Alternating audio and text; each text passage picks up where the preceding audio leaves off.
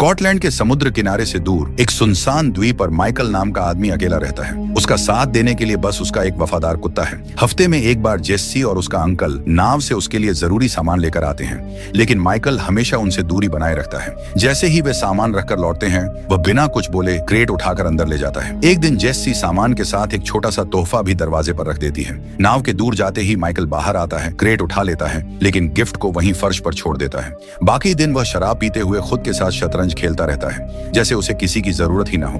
अगले हफ्ते जेस्सी नियम तोड़ देती है। इस बार वह दरवाजे पर दस्तक देती है। माइकल नाराज होकर दरवाजा खोलता है, नया क्रेट उठाता है और दरवाजा बंद करने की कोशिश करता है, लेकिन जेस्सी अपना पैर दरवाजे के बीच अड्डा देती है और फिर वही गिफ्ट आगे बढ़ाती है। वह पूछती है कि वह कभी उनका अभिवादन क्यों नहीं करता। माइकल कोई जवाब नहीं देता, बस उसका पैर हटाकर दरवाजा बंद कर देता है। जाते जाते जेस्सी चिल्लाकर कहती है कि वह उससे डरती नहीं है। गिफ्ट फिर से दरवाजे पर पड़ा रह जाता है। उसी वक्त समुद्र में मौसम अचानक बदलने लगता है। जेस्सी का अंकल रेडियो पर तेज तूफान की चेतावनी सुनता है। आसमान काला पड़ने लगता है और लहरें उग्र हो जाती हैं। जेस्सी किसी तरह अपनी नाव तक पहुंचती है और चप्पू चलाने की कोशिश करती है, लेकिन तेज लहरें उसके चप्पू छीन लेती हैं और उसे समुद्र में गिरा देती हैं। उसका अंकल उसे बचाने की कोशिश करता है, पर उसकी अपनी नाव भी लहरों में बुरी तरह फंस जाती है। द्वीप पर खिड़की के पास खड़ा कुत्ता बेचैनी से भौंकने लगता है। उसकी आवाज सुनकर माइकल को कुछ गड़बड़ होने का एहसास होता है। वह बाहर भागता है और जल्दी में वहीं छोड़ा हुआ गिफ्ट उसके पैर से टकराकर दूर जा गिरता है। बिना समय गंवाए वह अपनी नाव तक पहुंचता है, प्लेटफॉर्म से फिसलकर पानी तक जाता है और इंजन स्टार्ट कर पूरी रफ्तार से तूफान की ओर बढ़ जाता है। समुद्र के बीच जेस्सी पानी के ऊपर आने में सफल तो हो जाती है, लेकिन उसके पैर जाल में उलझे होते हैं। वह तैर नहीं पाती। लहरें उसे फिर नीचे धकेल देती हैं और वह बेहोश हो जाती है। उसी क्षण माइकल पानी में छलांग लगा देता है। वह जाल को काटकर उसके पैर छुड़ाता है और उसे आजाद कर देता है। वह जेस्सी के अंकल को भी ढूंढने की कोशिश करता है, लेकिन देर हो चुकी होती है। लहरों में फंसी नाव के साथ वह डूब चुका होता है। माइकल बेहोश जेस्सी को अपनी नाव में खींचता है और उसकी सांसें वापस लाने की कोशिश करता है। कुछ देर बाद आखिरकार उसकी सांस चलने लगती है। शाम को जेस्सी माइकल के घर के बिस्तर पर होश में आती है। उसकी पहली आवाज अपने अंकल के बारे में होती है। माइकल सच्चाई बताता है। यह सुनकर जेस्सी टूट जाती है और रोने लगती है। वह पूरे दिन बिस्तर से नहीं उठती और माइकल चुपचाप सोफे पर रात गुजार देता है। अगली सुबह माइकल उसके सूजे हुए टखने की देखभाल करता है, जो जाल में फंसने से बुरी तरह कट चुका होता है। जेस्सी पूछती है कि उसने पुलिस को क्यों नहीं बुलाया और क्या किसी को पता है कि वह यहाँ है। माइकल सिर्फ इतना कहता है कि उसे आराम करना चाहिए। जब माइकल बाहर जाकर ड्रिंक लेने लगता है, जेस्सी अचानक गुस्से में आ जाती है। वह जोर देकर कहती है कि उसे तुरंत मुख्य भूमि पर वापस ले जाया जाए। वह कहती है कि उसका परिवार उसे ढूंढ रहा होगा, लेकिन माइकल जानता है कि उसके पास कोई परिवार नहीं है। उसकी माँ की मौत हो चुकी है और उसने कभी अपने पिता को नहीं देखा। जैसे ही माइकल बाहर जाता है, जेस्सी बिस्तर से उठती है। वह घबराहट में उसके कमरे की मेज और दराज टटोलने लगती है। आखिरकार उसे एक चाकू मिल जाता है। जेस्सी को कदमों की आहट सुनाई देती है। वह तुरंत चाकू तकिए के नीचे छिपाकर वापस बिस्तर पर लेट जाती है। रात गहराती है। अचानक जेस्सी बुरे सपने में चिल्लाने लगती है। उसकी आवाज सुनकर माइकल जाग जाता है और उसके कमरे में आता है। जैसे ही वह उसके कंधे को छूता है, जेस्सी झटके से उठती है और चाकू उसकी ओर तान देती है। माइकल शांत आवाज में कहता है कि यह सिर्फ एक बुरा सपना था। वह धीरे धीरे चाकू नीचे करने को कहता है और फिर उसे समझाता है कि चाकू कैसे पकड़ा जाता है, कैसे संतुलन रखा जाता है। उसके अंदाज में डर नहीं, बल्कि सिखाने वाला धैर्य होता है। दिन गुजरते जाते हैं। माइकल उसकी हर जरूरत का ध्यान रखता है। वह उसे उठाकर बाथरूम तक ले जाता है, खाना बनाता है और उसके घाव साफ करता है। धीरे धीरे जेस्सी चलने लायक हो जाती है। वह बाहर आकर कुत्ते के साथ वक्त बिताती है। माइकल दूर से देखता है और उसके चेहरे पर हल्की सी संतुष्टि झलकती है। एक दोपहर जेस्सी उससे पूछती है कि वह उसके परिवार को कैसे जानता है। तब माइकल बताता है कि वह और उसका अंकल कभी साथ में रॉयल मरीन में सेवा कर चुके थे। जेस्सी को एहसास होता है कि वह अब तक उसका नाम भी नहीं जानती। जब वह पूछती है तो माइकल चुप हो जाता है और नाम बताने से इनकार कर देता है।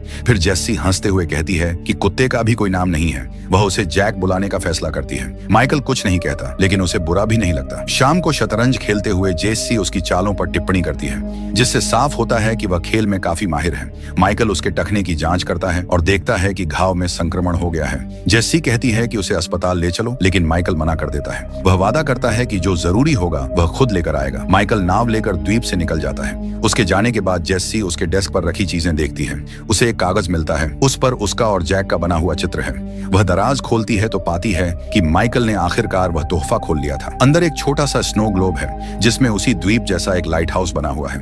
उधर लंदन में एक सरकारी समिति मैनीफोर्ड से कड़ी पूछताछ कर रही होती है। उसने थिया नाम का एक निगरानी प्रोग्राम गैर कानूनी तरीके से इस्तेमाल किया था। यह प्रोग्राम पूरे यूके के फोन और कैमरों से जानकारी इकट्ठा कर रहा था। मैनीफोर्ड अपना बचाव करते हुए कहता है कि इसी इसी सिस्टम की वजह से कई हमले रोके गए और कई खतरनाक लोगों की पहचान हुई। सुनवाई के बाद वह प्रधानमंत्री से मिलता है। प्रधानमंत्री अपने डेस्क पर रिकॉर्डिंग बंद कर देती हैं और एक समझौते का प्रस्ताव रखती हैं। सार्वजनिक रूप से मैनीफोर्ड को हटा दिया जाएगा ताकि सरकार जवाबदेही दिखा सके। उसकी जगह उसका शिष्य रोबेरा जिम्मेदारी संभालेगा, लेकिन बदले में मैनीफोर्ड गुप्त रूप से छिपकर थिया प्रोग्राम चलाता रहेगा। मैनीफोर्ड ये सौदा मान लेता है और प्रधानमंत्री उसे रिटायरमेंट की बधाई देती है। स्कॉटलैंड में माइकल एक फार्मेसी में दवाइयां खरीदता है। वह हर कैमरे से बचने की कोशिश करता है, फिर एक कपड़ों की दुकान में जाता है और जानबूझकर कैमरों से बचते हुए जो कपड़े सबसे पास मिलते हैं वही उठा लेता है, बिना नाप देखे। दुकान से निकलते समय कुछ लड़कियां सेल्फी ले रही होती हैं। अनजाने में माइकल का चेहरा कैमरे में कैद हो जाता है। उसी पल थिया सिस्टम उसे पहचान लेता है और उसे एक खतरनाक आतंकी के रूप में चिन्हित कर देता है। रोबेरा तुरंत एक विशेष टीम को उसके पीछे भेज देती है। द्वीप पर लौटकर माइकल जेस्सी के टखने पर सही तरह से पट्टी करता है और दवा के साथ उसे कुछ मिठाई भी देता है। वह जो कपड़े लाया था वे आश्चर्यजनक रूप से उसे ठीक फिट हो जाते हैं। रात को जब वे खाना खा रहे होते हैं तभी माइकल बाहर से कोई अजीब सी आवाज सुनता है। उसका चेहरा तुरंत गंभीर हो जाता है। माइकल दूरबीन उठाकर समुद्र की ओर देखता है। उसे एक नाव तेजी से द्वीप की तरफ आती दिखाई देती है। उसका चेहरा तुरंत सख्त हो जाता है। वह जेस्सी की तरफ मुड़कर कहता है कि वह बाथरूम में खुद को बंद कर ले और जब तक वह वापस न आए एक भी आवाज न करे। जेस्सी जाते जाते तकिए के नीचे से चाकू उठा लेती है। माइकल भी एक धारदार ब्लेड जेब में रखकर बाहर दौड़ पड़ता है। नाव किनारे लगती है। हथियारबंद सैनिक उतरते हैं और घर की ओर बढ़ते हैं। जैसे ही वे आगे बढ़ते हैं माइकल एक रस्सी काट देता है। पहाड़ी के ऊपर रखा भारी पत्थर लुढ़कता हुआ नीचे आता है। उसी के साथ एक जाल सक्रिय होता है जो एक सैनिक को पकड़कर पानी की ओर खींच लेता है। अगले ही पल माइकल तेज रोशनी वाले लैंप जला देता है। सैनिक नाइट विजन गियर पहने हुए होते हैं। अचानक की चकाचौंध उन्हें अंधा कर देती है। वे तुरंत गियर उतारते हैं और माइकल की ओर गोलियां चलाते हैं जो पास से भागता दिखाई देता है। एक सैनिक उसका पीछा करते हुए पहाड़ी पर चढ़ जाता है। माइकल पीछे से अचानक हमला करता है। लालटेन उसके सिर पर तोड़ देता है और फ्लेयर गन से गोली मारकर उसे आग की लपटों में घेर देता है। थोड़ी देर बाद दूसरा सैनिक पहाड़ी पर पहुंचता है। माइकल एक पत्थर फेंककर ध्यान भटकाता है, फिर पास आकर उसे चाकू से घायल करता है और समुद्र की ओर धकेल देता है। उधर घर के अंदर एक सैनिक घुस आता है। जैक तुरंत उस पर झपट पड़ता है। कुछ पल तक संघर्ष होता है, लेकिन अंत में सैनिक गोली चलाकर जैक को मार देता है। फिर वह बाथरूम का दरवाजा तोड़ता है, जेस्सी के हाथ से चाकू छीन लेता है और उसे पकड़कर बाहर ले जाता है। गैरेज में एक और सैनिक माइकल को ढूंढ रहा होता है। माइकल एक और जाल सक्रिय करता है। लोहे का हुक सैनिक को भेद देता है। वह रस्सी बांधकर उसे लटका देता है और खुद छिप जाता है। कुछ ही देर में दूसरा सैनिक अंदर आता है। माइकल अचानक उस पर कूद पड़ता है। दोनों के बीच हाथापाई शुरू हो जाती है। माइकल उसे कई बार चाकू मारता है, लेकिन वह आदमी फिर भी लड़ता रहता है। आखिरकार माइकल एक चप्पू से उसे जोरदार वार करता है और फिर उसी चप्पू को उसकी गर्दन पर दबाकर उसका अंत कर देता है। तभी माइकल को जेस्सी की चीख सुनाई देती है। वह मरे हुए सैनिक की बंदूक उठाता है और बाहर भागता है। वह अपहरणकर्ता के पैरों में गोली मारता है ताकि वह गिर जाए। जेस्सी रास्ते से हटती है और माइकल अंतिम सैनिक को भी गोली मार देता है। करीब से देखने पर उसे पता चलता है कि वह सैनिक पूरी कार्रवाई रिकॉर्ड कर रहा था। माइकल उसका उपकरण उठा लेता है और जेस्सी से कहता है कि कुछ पल इंतजार करे। वह घर के अंदर जाता है। वहां जैक का निष्प्राण शरीर पड़ा है। माइकल घुटनों के बल बैठकर अपने पुराने साथी से माफी मांगता है। फिर वह उसका फोन उठाता है और किसी रहस्यमयी व्यक्ति को कॉल करता है। वह बस इतना कहता है कि वह सामान लेकर आ रहा है। बातचीत खत्म होते ही वह फोन की बैटरी निकाल देता है। इसके बाद माइकल और जेस्सी सैनिकों की नाव में बैठकर द्वीप छोड़ देते हैं। उधर रोबेरा को खबर मिलती है कि उसकी पूरी टीम खत्म हो चुकी है। वह तुरंत एक खास एजेंट को भेजने का आदेश देती है और अपनी टीम से कहती है कि जेस्सी की पूरी पहचान निकालो। सुबह तक माइकल और जेस्सी स्कॉटलैंड पहुंच जाते हैं। जेस्सी देखती है कि माइकल खुद भी घायल है और खून बह रहा है, लेकिन वह कहता है कि वह ठीक है। वे दोनों शहर में छिपते छिपाते आगे बढ़ते हैं जब तक उन्हें एक गाड़ी नहीं मिल जाती जिसे वे इस्तेमाल कर सकते हैं। लेकिन समस्या है, चाबी चाहिए। माइकल जेस्सी को बंदूक चलाने का तरीका सिखाता है और कहता है कि वह बाहर निगरानी रखे। खुद वह एक घर के अंदर घुसकर चाबी ढूंढने की तैयारी करता है। घर के अंदर माइकल कार की चाबियां ढूंढ रहा होता है। तभी एक छोटा लड़का उसे देख लेता है। कुछ ही सेकंड बाद घर का मालिक दरवाजे पर आ जाता है और बंदूक तान देता है। माहौल जम जाता है, लेकिन तभी पीछे से जेस्सी आकर उसे चौंका देती है। वह आदमी को काबू में लेकर मजबूर करती है कि पहले माइकल के घाव का इलाज करे। उधर रोबेरा की टीम में एक टेक्नीशियन चौंकाने वाली खबर देता है। जिस आतंकी प्रोफाइल को उन्होंने देखा था वह असली नहीं था। वह एक नकली फाइल थी जिसे इस तरह प्रोग्राम किया गया था कि एक खास चेहरा कैमरे में दिखते ही वह स्क्रीन पर उभर आए। जिसने भी यह बनाया था उसने खुद मिट जाने वाला कोड इस्तेमाल किया था, लेकिन टेक्नीशियन किसी तरह उसे तोड़ देता है। अब स्क्रीन पर माइकल की असली प्रोफाइल आती है और उसमें लिखा है ड्यूटी के दौरान मारा गया। रोबेरा समझ जाती है कि कोई उन्हें अपने ही लोगों के खिलाफ इस्तेमाल कर रहा है। जब वे माइकल के मिशन रिकॉर्ड खोलने की कोशिश करते हैं तो सिस्टम बताता है कि ऐसी कोई फाइल मौजूद ही नहीं है। उसी समय स्कॉटलैंड से 9 के कॉल ट्रेस होती है। एक लड़का बता रहा है कि उसके पिता को एक आदमी और एक लड़की ने बंधक बना रखा है। रोबेरा तुरंत एक और टीम भेजती है, साथ में वही खास एजेंट भी जिसे पहले बुलाया गया था। इधर मैनीफोर्ड अपने गुप्त सिस्टम से सब कुछ देख रहा होता है। वह सैनिकों की रिकॉर्डिंग देखता है और यह जानकर हैरान रह जाता है कि माइकल जिंदा है और शामिल है। जैसे ही उसे पता चलता है कि रोबेरा एक खास एजेंट भेज रही है, वह उससे पहले संपर्क करता है। वह कहता है कि यह ब्लैक काइट ऑपरेशन है और उसे सिर्फ उसी के आदेश मानने हैं। एजेंट वर्कमैन मैनीफोर्ड का वफादार है। वह तुरंत हामी भर देता है। मैनीफोर्ड उसे साफ आदेश देता है, माइकल और जेसी दोनों को खत्म कर दो। घर में मालिक माइकल का घाव बांध चुका होता है। वह जाने की तैयारी करता है, तभी बाहर पुलिस की गाड़ियां घर को घेर लेती हैं। मालिक का बेटा मान लेता है कि उसने ही कॉल की थी। पुलिस को आदेश है कि सीधे भिड़ना नहीं है, लेकिन जैसे ही मालिक दरवाजे की ओर भागता है, वर्कमैन दूर से उसे गोली मार देता है। माइकल समय रहते लड़के को रोक लेता है, वरना वह भी बाहर चला जाता। वर्कमैन गोलियां चलाता रहता है, यहाँ तक कि पुलिस की गाड़ियों को भी निशाना बनाता है ताकि सब तहस नहस हो जाए। माइकल और जेसी पीछे के दरवाजे से निकलने की कोशिश करते हैं, लेकिन 2 पुलिस वालों से टकरा जाते हैं। माइकल एक साथ दोनों से भिड़ जाता है और कुछ ही पलों में उन्हें बेहोश कर देता है। बाहर कदम रखते ही एक तीसरा पुलिसकर्मी सामने आता है, लेकिन माइकल एक ही वार में उसे भी गिरा देता है और उसका सामान ले लेता है। अब बाकी पुलिस वाले उन्हें रोकने की कोशिश करते हैं। माइकल किसी को पेपर स्प्रे से, किसी को टेजर से काबू कर लेता है। आखिरी अफसर लड़ने की कोशिश भी नहीं करता तो माइकल उससे चाबियां ले लेता है। दोनों एक पुलिस कार में बैठते हैं। बाहर निकलते समय माइकल गलती से कुछ गाड़ियों को टक्कर मार देता है, लेकिन किसी तरह वे वहां से निकल भागते हैं। रोबेरा कैमरों पर सब देख रही होती है। वह वर्कमैन को कॉल करने की कोशिश करती है, लेकिन उसने अपने कम्युनिकेशन बंद कर दिए हैं। वर्कमैन अपनी गाड़ी से उनका पीछा करता है। वह पुलिस कार को जोर से टक्कर मारता है, लेकिन माइकल तेजी बढ़ाकर आगे निकल जाता है। वर्कमैन गोलियां चलाता है। शीशे टूट जाते हैं, लेकिन दोनों को चोट नहीं लगती। वह फिर कई बार टक्कर मारता है, जिससे कार की ज्यादातर खिड़कियां चकनाचूर हो जाती हैं। पीछा जंगल के रास्तों में जारी रहता है। माइकल अचानक मोड़ लेता है ताकि दुश्मन को छकाया जा सके, लेकिन वर्कमैन जल्दी ही समझ जाता है और फिर से उनके पीछे आ जाता है। एक बार फिर गोलियां चलती हैं। माइकल कार को ऐसे घुमाता है कि गोलियां सीधे न लगें और धीरे धीरे स्पीड कम कर देता है। जैसे ही वर्कमैन की गाड़ी आगे निकलती है, माइकल अचानक जोरदार टक्कर मारता है। वर्कमैन की कार पलट जाती है और सड़क किनारे लुढ़कती चली जाती है। माइकल सुनिश्चित करता है कि गाड़ी पूरी तरह रास्ते से हट जाए। फिर वह और जेसी वहां से आगे बढ़ जाते हैं। कुछ मील आगे उन्हें एक निर्माण स्थल दिखाई देता है। माइकल कहता है कि अब गाड़ी बदलनी होगी। वे चुपचाप एक दूसरी गाड़ी लेकर वहां से निकल जाते हैं। उधर जंगल में पलटी हुई कार के पास वर्कमैन जिंदा बच जाता है। घायल होने के बावजूद वह सड़क की ओर बढ़ता है। तभी सामने से एक सिविलियन वाहन में पुलिस अधिकारी रास्ता रोक लेता है।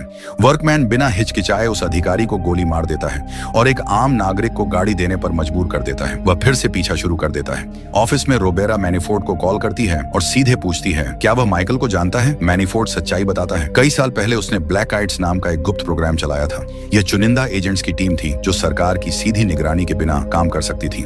माइकल उन पहले एजेंट्स में से एक था, बेहद तेज, असाधारण और घातक। एक मिशन में उसे एक विदेशी खुफिया अधिकारी को खत्म करने का आदेश मिला था, लेकिन माइकल ने अपनी रिपोर्ट फर्जी बना दी और गायब हो गया। मैनीफोर्ड का दावा है कि शायद वह दुश्मनों से मिल गया। वह रोबेरा को सलाह देता है कि अपनी पूरी ताकत लगाकर उसे रोका जाए। कॉल खत्म होते ही रोबेरा अपने टेक्नीशियन से ब्लैक आइट सिस्टम हैक करवाती है। फाइलें खुलती हैं और सच्चाई कुछ और निकलती है। माइकल ने एक ईरानी वैज्ञानिक को सुरक्षित निकालने में मदद की थी, जिसने अपने देश के परमाणु कार्यक्रम की पूरी जानकारी सौंप दी थी। आदेश उसे मारने का था, लेकिन माइकल ने समझौते का सम्मान किया और उसे जिंदा रहने दिया। रोबेरा फाइलें पढ़ती रहती है, जबकि मैनीफोर्ड गुप्त कैमरों से उस पर नजर रख रहा होता है। कुछ समय बाद जेसी माइकल से पूछती है, क्या उसका कोई परिवार है? माइकल शांत स्वर में कहता है, नहीं, वह पत्नी और बच्चों की जिम्मेदारी नहीं चाहता था, क्योंकि उसका जीवन हमेशा खतरे में रहा है। जेसी कहती है कि अगर बदले में उसकी माँ और अंकल वापस मिल जाते तो वह जटिल जिंदगी भी स्वीकार कर लेती। फिर वह जैक का बनाया हुआ एक चित्र दिखाती है और कहती है, वह आपका परिवार था। कुछ देर बाद वे अगले शहर पहुंचते हैं। दोनों सावधानी से चलते हैं ताकि सुरक्षा कैमरों में चेहरा न आए, लेकिन एक कार की डैश कैम में उनकी तस्वीर कैद हो जाती है। जल्द ही मैनीफोर्ड उनकी लोकेशन जान लेता है। वह फुटेज एडिट कर उन्हें रिकॉर्ड से गायब कर देता है और वर्कमैन को लोकेशन भेज देता है। माइकल और जेसी एक स्थानीय चर्च पहुंचते हैं, जहां माइकल का पुराना दोस्त आर्थर मिलता है। वह उन्हें जंगल के बीच अपने घर ले जाता है। रसोई में जेसी को कुछ दवाइयां दिखती हैं। उधर आर्थर बताता है कि उसने कभी थिया सॉफ्टवेयर बनाने में मदद की थी और उसके पास अब भी उसकी एक कॉपी है। जब माइकल माइकल गायब हुआ था तो आर्थर ने सिस्टम में उसकी तस्वीर बदलकर किसी आम नागरिक की लगा दी थी, लेकिन मैनिफोर्ड ने बाद में उसे आतंकी प्रोफाइल से बदल दिया। माइकल चाहता है कि वह जेस्सी को सुरक्षित रखे जबकि वह खुद बाहर जाकर लड़ाई खत्म करे, लेकिन आर्थर मना कर देता है। तभी जेस्सी बीच में बोलती है, आर्थर को कैंसर है, वह वही दवा ले रहा है जो उसकी मां ने मरने से पहले ली थी। जेस्सी को लगता है कि माइकल उससे छुटकारा पाना चाहता है। वह माफी मांगकर दूर चली जाती है। आर्थर स्वीकार करता है कि उसके पास ज्यादा समय नहीं बचा है। तब माइकल उससे एक पुराने तस्कर की लोकेशन पूछता है। आर्थर कहता है कि वह आदमी बेहद खतरनाक है, लेकिन माइकल के पास कोई और रास्ता नहीं है। अचानक दरवाजे पर दस्तक होती है। वर्कमैन पहुंच चुका है। दरवाजा खुलते ही गोलियां चलने लगती हैं। माइकल फर्नीचर के पीछे छिप जाता है। जैसे ही वर्कमैन अंदर आता है, माइकल अलमारी उसके ऊपर गिरा देता है। दोनों के बीच भयंकर हाथापाई शुरू हो जाती है। कमरे की हर चीज हथियार बन जाती है। संघर्ष के दौरान एक बंदूक फर्श पर गिरती है। दोनों उसे पाने की कोशिश करते हैं। दोनों ही माहिर लड़ाके हैं। कई वार और जवाबी वार होते हैं।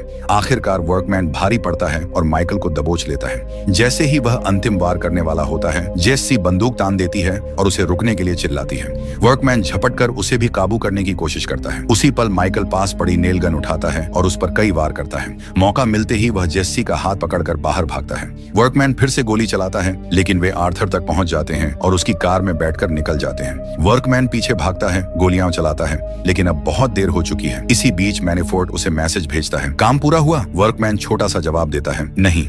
वर्कमैन के नहीं कहने के बाद मैनिफोर्ड समझ जाता है कि अब उसे खुद मैदान में उतरना होगा। वह अपने असिस्टेंट को टीम तैयार करने का आदेश देता है। इधर एक छोटे से कस्बे में पहुंचकर आर्थर माइकल को एक फोन देता है और उनसे अलग हो जाता है। अब माइकल और जेस्सी अकेले आगे बढ़ते हैं। रास्ते में जेस्सी कहती है कि वह उसके साथ अगले द्वीप पर जाना चाहती है, लेकिन माइकल साफ मना कर देता है। वह चाहता है कि जेस्सी की जिंदगी उससे बेहतर हो, बिना भागदौड़, बिना खून खराबे के। उधर रोबेरा को उसके टेक्नीशियन से पता चलता है कि कोई थिया सिस्टम को उनकी पीठ पीछे इस्तेमाल कर रहा है। वे समझ जाते हैं कि खेल अंदर से ही खेला जा रहा है, इसलिए वे जाल बिछाने की तैयारी करते हैं। लंदन पहुंचकर माइकल जानबूझकर कैमरे के सामने आता है। वह चाहता है कि उन्हें देखा जाए। दोनों एक नाइट क्लब में जाते हैं। अंदर घुसने के लिए माइकल बाउंसर को काबू में कर देता है, जिससे वे अंदर पहुंच जाते हैं। मैनिफोर्ड कैमरे में उनका चेहरा देख लेता है और लोकेशन ट्रेस करने की कोशिश करता है, लेकिन इस बार उसका एक्सेस ब्लॉक हो जाता है। अब रोबेरा समझ जाती है कि सिस्टम के साथ छेड़छाड़ मैनिफोर्ड ही कर रहा था। क्लब के अंदर माइकल और जेस्सी की मुलाकात तस्कर कमाल से होती है। माइकल उससे जेस्सी के लिए नई पहचान और सुरक्षित रास्ता देने को कहता है। कमाल सवाल करता है कि वह उसकी बात क्यों माने। माइकल उसे याद दिलाता है कि इतने सालों से उसका धंधा इसलिए चल रहा था क्योंकि वह अपने दुश्मनों की खबर मैनिफोर्ड को देता रहा,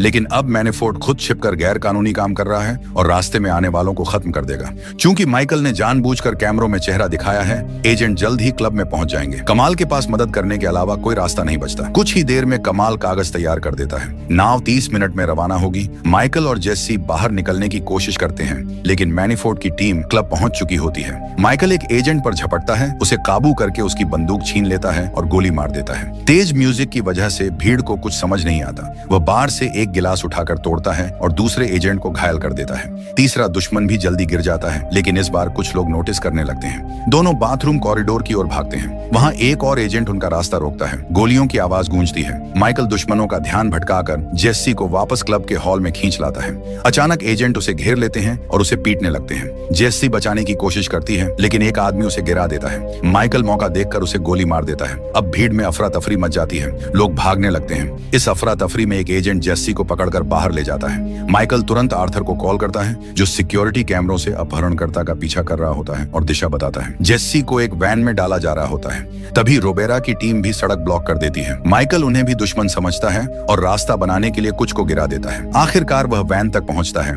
लेकिन वहां मैनिफोर्ड के एजेंट उसका इंतजार कर रहे होते हैं। माइकल एक एक कर सबको गिराता है और जेस्सी को छुड़ा लेता है। तभी वर्कमैन फिर सामने आ जाता है। माइकल और जेस्सी एक मोटरबाइक लेकर वहां से निकलते हैं। घाट पर पहुंचकर जेस्सी रोने लगती है। वह माइकल को छोड़कर नहीं जाना चाहती। तभी गोली की आवाज गूंजती है। माइकल उसे जबरन नाव पर बैठाता है और खुद पीछे रह जाता है। वह देखता है कि नाव सुरक्षित दूर जा रही है। इसके बाद माइकल और वर्कमैन आमने सामने खड़े होते हैं। दोनों गोलियां चलाते हैं जब तक कि हथियार खाली नहीं हो जाते। फिर हाथापाई शुरू होती है। पाइप और चेन उनके हथियार बन जाते हैं। वर्कमैन माइकल को जकड़ लेता है, लेकिन माइकल पूरी ताकत से पलटवार करता है। वह चेन से कई वार करता है। आखिरी वार में वह चेन को पाइप के चारों ओर लपेटकर जोरदार प्रहार करता है। इस बार वर्कमैन उठ नहीं पाता। कुछ समय बाद अपने आलीशान घर में खड़ा मैनिफोर्ड खिड़की से बाहर देख रहा होता है। जमीन पर उसके 2 गार्ड मृत पड़े हैं। वह मुड़ता है और सामने माइकल खड़ा है। दोनों के बीच ब्लैक आइड प्रोजेक्ट को लेकर लंबी बहस होती है। मैनिफोर्ड कोर्ट अपने फैसलों को सही ठहराता है। माइकल कहता है कि उसने एजेंट्स को मोहरे बना दिया। आखिरकार बहस खत्म होती है। माइकल बंदूक उठाता है और एक ही गोली में सब खत्म कर देता है।